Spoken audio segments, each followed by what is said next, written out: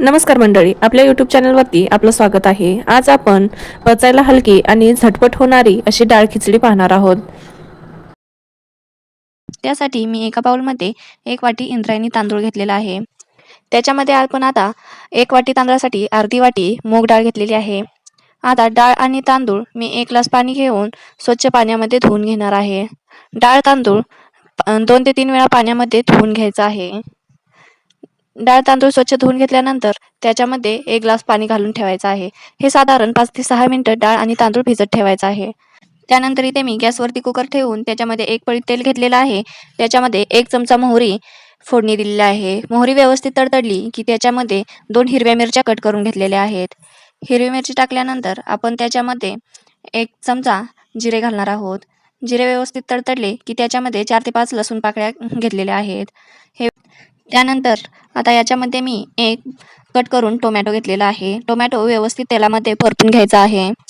Tomato व्यवस्थित परतल्यानंतर त्याच्यामध्ये मी कट करून कोथिंबीर सुद्धा घेतलेली आहे। कोथिंबीर पण फोडणीमध्ये थोडी टाकायची, म्हणजे खिचडीला चव छान येते। आता कोथिंबीर टोमॅटो सर्व तेलामध्ये व्यवस्थित मिक्स करून घ्यायचा आहे। टोमॅटो थोडा वेळ परतल्यानंतर त्याच्यामध्ये आपण घालून घेणार आहोत 1 चमचा हळद। त्यानंतर आपण व्यवस्थित मिक्स करून घ्यायचं आहे आणि आपण जे 5 ते 6 मिनिटं भिजत ठेवलेले डाळ आणि तांदूळ याच्यामधलं पाणी काढून घ्यायचं आहे आणि याच्यामध्ये डाळ तांदूळ घालून घ्यायचं आहे।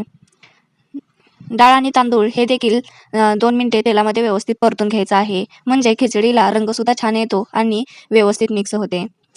व्यवस्थित मिक्स करून घेतल्यानंतर आता आपण त्याच्यामध्ये पाणी घालून घेणार आहोत। 1.5 वाटी डाळ आणि तांदळासाठी मी इथं 2.5 वाटी पाणी वापरलेलं आहे। तुम्ही तुमच्या आवडीनुसार कमी किंवा जास्त ठेवू शकता। जास्त चिकट हवी असेल तर तुम्ही 3 वाटी पाणी घालू शकता। मी इथं 2.5 वाटी पाणी घातलेलं आहे। ते देखील आता व्यवस्थित तांदूळ मिक्स करून घ्यायचा आहे। आता त्यानंतर आपण याच्यामध्ये चवीनुसार मीठ घालून घेणार आहोत।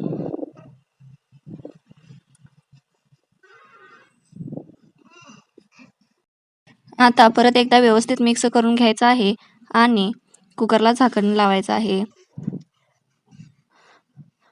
कुकरला झाकण लावून आपण याच्या 3 शिट्ट्या काढून घेणार आहोत, म्हणजे आपली खिचडी एकदम मऊ आणि व्यवस्थित शिजेल।